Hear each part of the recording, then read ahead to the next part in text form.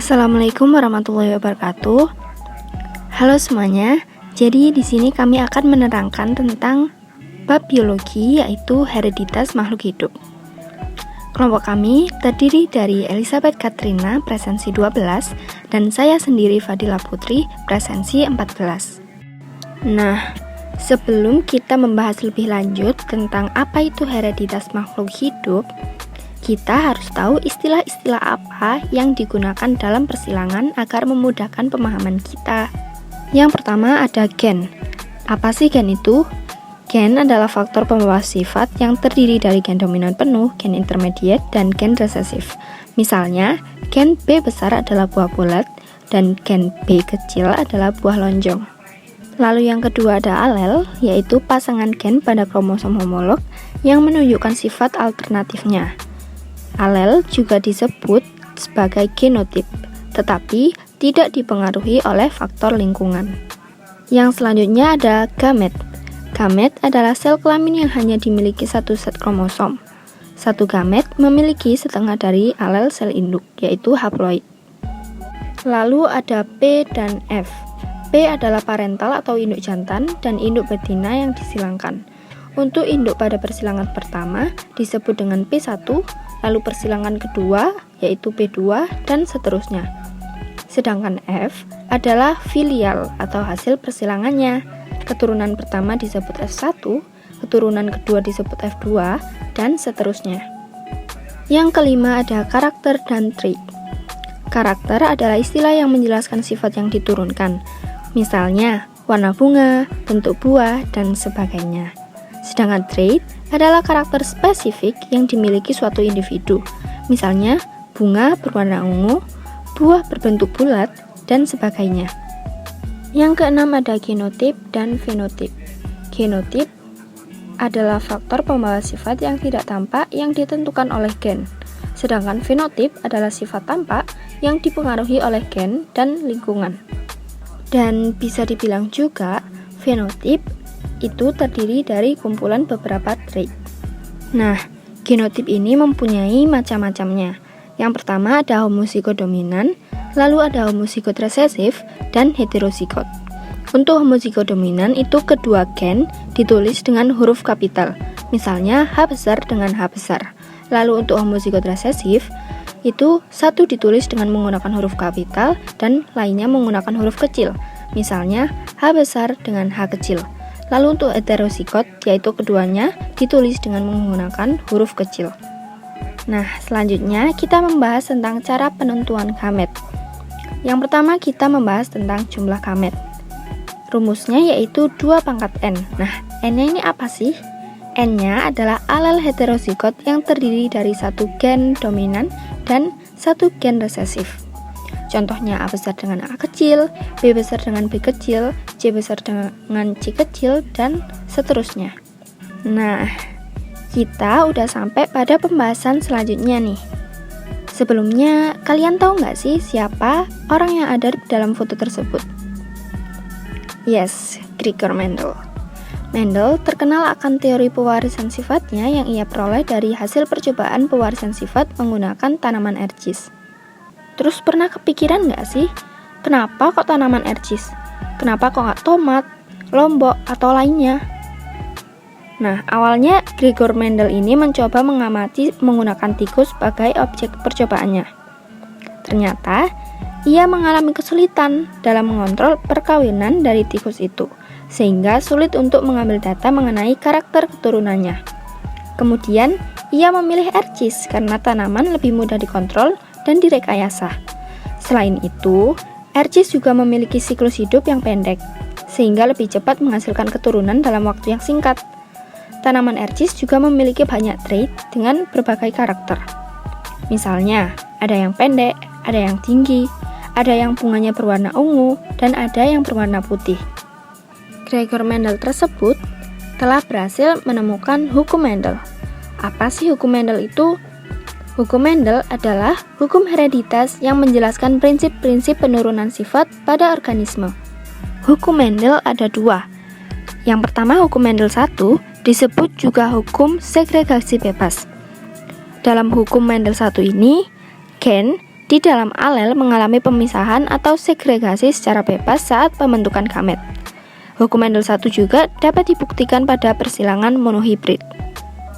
Lalu ada hukum Mendel 2, disebut juga sebagai hukum asortasi atau pengelompokan gen secara bebas. Setiap gen atau sifat berpasangan secara bebas dengan gen atau sifat yang lain. Hukum Mendel 2 dapat dibuktikan pada persilangan dihibrid. Hukum Mendel 1 berbunyi, pada pembentukan gamet, alel-alel yang berpasangan akan dipisahkan atau disegregasikan ke dalam dua gamet atau sel kelamin yang terbentuk. Nah, pada awalnya, Mendel ini menyilangkan tanaman ercis berbunga ungu dengan tanaman ercis berbunga putih. Lalu kemudian ia mendapatkan hasil anakan yang semuanya berbunga ungu. Kemudian, ia mencoba lagi membiarkan anakan tersebut melakukan penyerbukan sendiri. Dari sini, ia mendapatkan 705 tanaman ercis berbunga ungu dan 224 tanaman ercis berbunga putih dengan rasio fenotip 3:1 dan rasio genotip 1:2:1. Inilah dasar dari hukum Mendel 1 pada persilangan monohibrid. Pada hukum Mendel 1, kita akan membahas tentang persilangan monohibrid. Persilangan monohibrid adalah persilangan antara dua individu dari spesies yang sama dengan satu sifat yang beda. Persilangan monohibrid dibagi menjadi 3, yaitu ada dominasi penuh, intermediate, dan kodominan. Tetapi yang akan kita bahas lebih lanjut adalah 2 saja, yaitu dominasi penuh dengan intermediate. Yang pertama kita bahas yaitu dominansi penuh. Dominansi penuh ini akan terjadi apabila sifat gen yang satu lebih kuat dibandingkan dengan sifat gen yang lainnya. Nah, sifat yang lebih kuat ini yang nantinya menutupi sifat gen yang lemah. Untuk F1, itu sifatnya sama dengan sifat induk yang dominan. Untuk perbandingan genotipnya yaitu 3:1 dan perbandingan fenotipnya yaitu 1:2:1. Pada dominansi penuh ini sama seperti percobaan yang dilakukan Mendel di awal tadi. Contohnya ketika kita mencoba menyilangkan bunga merah dengan genotip M besar atau homozigot dominan dengan bunga putih yang bergenotip M kecil atau heterozigot. Nah, didapat F1-nya adalah 100% mengikuti yang dominan, yaitu warnanya merah. Lalu, ketika F1 ini disilangkan dengan sesamanya, maka dihasilkan perbandingan berikut. Yang kedua akan kita bahas yaitu intermediate. Intermediate atau dominansi tidak penuh. Nah, intermediate ini akan terjadi apabila sifat dari kedua gen sama-sama kuat. Tidak ada yang bersifat dominan atau resesif. Nah, F1-nya ini memiliki sifat campuran dari kedua induk. Untuk perbandingan genotipnya yaitu 1:2:1. Lalu untuk fenotipnya yaitu perbandingannya 1:2:1. Nah, perbandingannya sama nih antara genotip dan fenotipnya. Contoh intermediate adalah ketika kita menghilangkan bunga mawar merah dengan bunga mawar putih. Bunga mawar merah ini bergenotip M besar atau homozigot dominan dengan bunga mawar putih yaitu M kecil atau heterozigot. Nah, untuk macam-macam gametnya ada 2, yaitu M besar dan M kecil. Lalu didapatkan genotip F1-nya yaitu M besar dengan M kecil. Untuk fenotip F1-nya yaitu merah muda. Karena untuk intermediate ini sifat F1-nya itu campuran dari kedua induk. Karena kedua gen sama-sama kuat. Lalu ketika F1 disilangkan dengan sesamanya, maka dihasilkan fenotipnya yaitu merah muda dengan merah muda. Didapatkan macam-macam gametnya yaitu M besar dan M kecil. Lalu untuk genotip F2-nya yaitu M besar dengan M besar dengan M kecil, dan M kecil dengan M kecil.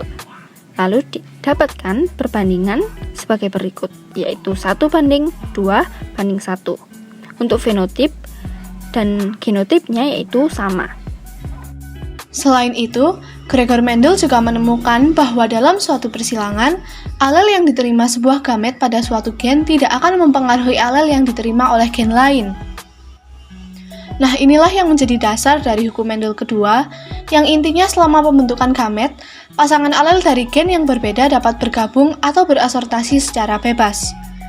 Hukum Mendel 2 ini dapat kita buktikan dalam persilangan dihibrid. Persilangan dihibrid adalah persilangan antara dua spesies sejenis dengan melibatkan dua sifat yang berbeda. Contoh dari persilangan dihibrid ini misalnya, kita akan menyilangkan tanaman ercis dengan fenotip biji bulat kuning yang memiliki genotip Y besar, Y besar, R besar, R besar, dan tanaman ercis dengan fenotip keriput hijau yang genotipnya Y kecil, Y kecil, R kecil, R kecil. Pasangan induk atau parental satu ini akan menghasilkan keturunan pertama atau filial satu yang bulat kuning, sama dengan sifat induk yang dominan, namun genotipnya heterozigot, yaitu Y besar Y kecil, R besar R kecil. Selanjutnya, jika filial satu ini diselangkan dengan sesamanya atau melakukan penyerbukan sendiri, kita dapat menentukan fenotip keturunan kedua atau filial duanya melalui diagram Punnett. Nah, tadi tanaman F1 ini terdiri dari 4 gamet, yaitu Y besar R besar, Y kecil R besar, Y besar R kecil, dan Y kecil R kecil. Nah, setelah kita memasangkan kedua induk dengan 4 gamet ini di dalam diagram Punnett, akan diperoleh hasil F2 dengan fenotip bulat kuning, bulat hijau, keriput kuning, dan keriput hijau dengan rasio 9:3:3:1. Rasio inilah yang kemudian menjadi dasar dari persilangan dihibrid sesuai hukum Mendel kedua. Tidak hanya mencari atau mengetahui fenotip dan genotip dari sebuah keturunan, ternyata kita juga dapat mengetahui atau mencari genotip dari salah satu induk dalam suatu persilangan. Nah, caranya adalah melalui persilangan test cross yang juga ditemukan oleh Gregor Mendel. Jadi, persilangan test cross ini merupakan sebuah cara untuk mengetahui genotip atau heterogenitas salah satu induk dalam suatu persilangan itu. Persilangan test cross ini dilakukan terhadap spesies yang tidak diketahui genotipnya dengan spesies yang genotipnya bersifat homozigot resesif. Jika spesies atau salah satu induk yang memiliki fenotip dominan merupakan homozigot, maka anakan atau F1-nya memiliki sifat induk yang dominan, namun sifat genotipnya heterozigot. Jika spesies yang memiliki fenotip dominan merupakan heterozigot, maka akan dihasilkan anakan dengan rasio fenotip dan genotip 1:1. Nah, misalnya, kita akan menyilangkan domba berbulu hitam dominan dan memiliki genotip yang tidak diketahui heterogenitasnya dengan domba berbulu putih yang genotipnya homozigot resesif, yaitu B kecil B kecil. Maka, kita akan mendapatkan dua kemungkinan berbeda.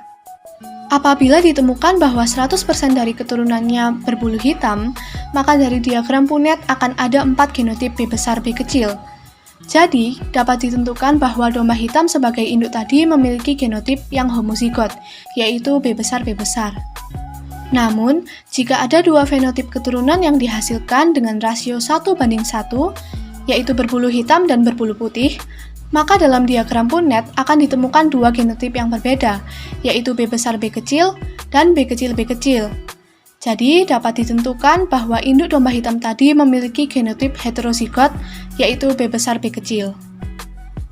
Selanjutnya, tidak hanya membahas mengenai hukum Mendel 1 dan 2, kami juga akan membahas mengenai penyimpangan semu hukum Mendel. Umumnya, penyimpangan semu ini merupakan bentuk penyimpangan dari persilangan dihibrid. Jadi, mengapa sih penyimpangan ini disebut sebagai penyimpangan semu?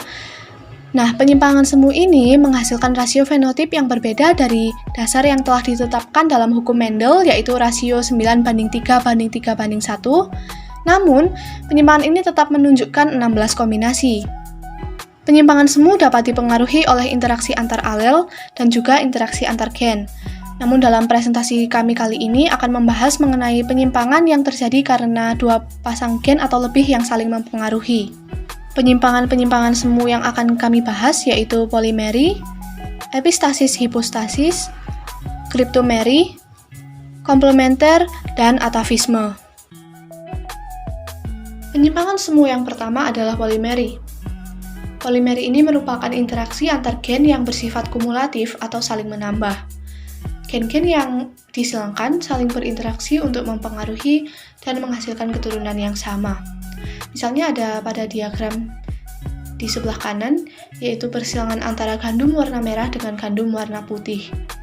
Persilangan antara gandum warna merah dan gandum warna putih yang sama-sama homozigot namun memiliki gen yang berbeda akan menghasilkan gandum yang juga berwarna merah namun heterozigot.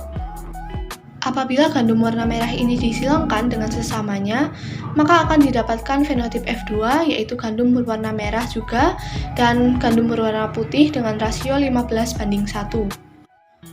Jadi untuk lebih singkatnya, penyimpangan semu polimeri ini merupakan bentuk persilangan dihibrid yang menghasilkan fenotip F2 dengan rasio 15:1.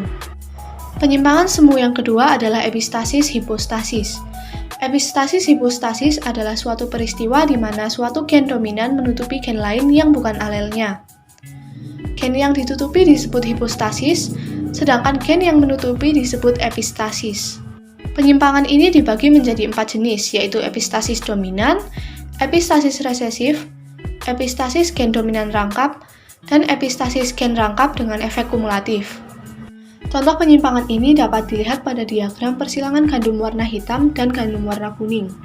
Di sini gandum berwarna hitam dengan genotip H besar H besar K kecil K kecil disilangkan dengan gandum warna kuning dengan genotip H kecil H kecil K besar K besar.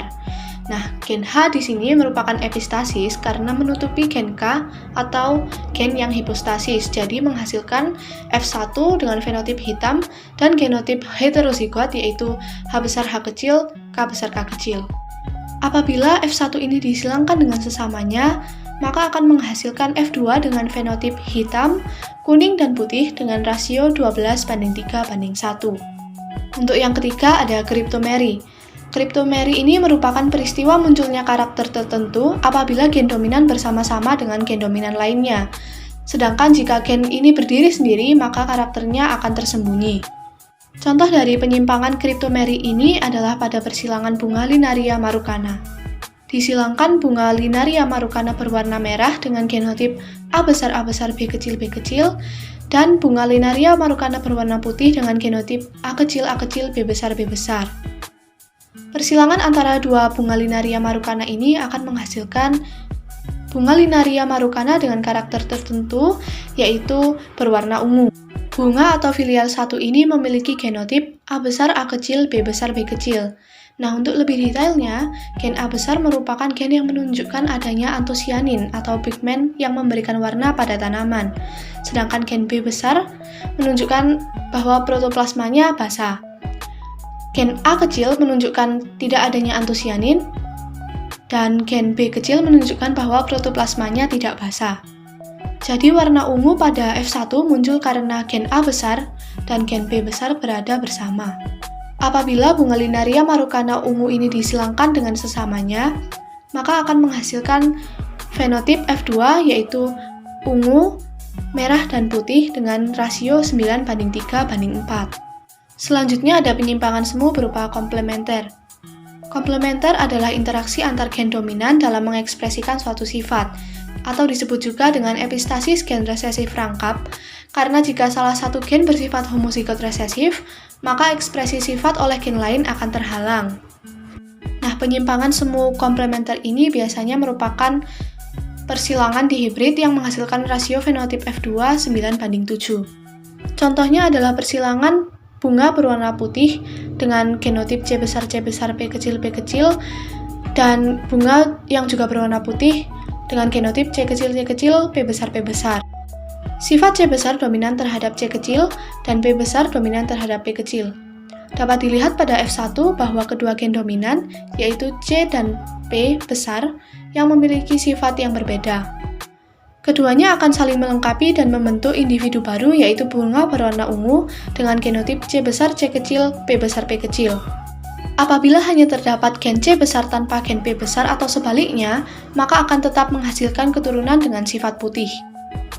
Kemudian, jika bunga berwarna ungu ini disilangkan dengan sesamanya, maka akan diperoleh F2, yaitu bunga berwarna ungu dengan pigmen warna dan enzim pengaktif, bunga berwarna putih dengan pigmen warna tanpa enzim pengaktif, bunga berwarna putih tanpa pigmen warna dan ada enzim pengaktif, serta bunga berwarna putih tanpa pigmen warna dan enzim pengaktif. Atau singkatnya, dihasilkan bunga berwarna ungu dan putih dengan rasio 9:7. Dan yang terakhir adalah atafisme. Atafisme merupakan munculnya suatu sifat yang berbeda dari karakter induknya sebagai akibat dari adanya interaksi beberapa gen. Contohnya ada pada diagram persilangan ayam ros dan ayam pi.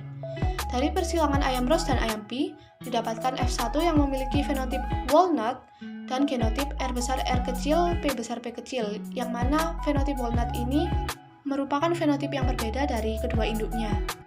Nah, apabila ayam dengan fenotip walnut ini disilangkan dengan sesamanya, maka akan dihasilkan F2 dengan fenotip walnut, P, rose, dan akan memunculkan fenotip baru yaitu single dengan rasio seluruhnya 9:3:3:1. Berikut adalah beberapa sumber yang kami gunakan untuk materi presentasi kami hari ini. Sekian presentasi dari kami, kurang lebihnya mohon maaf. Semoga materi yang telah kami sampaikan bermanfaat. Terima kasih atas perhatiannya. Wassalamualaikum warahmatullahi wabarakatuh.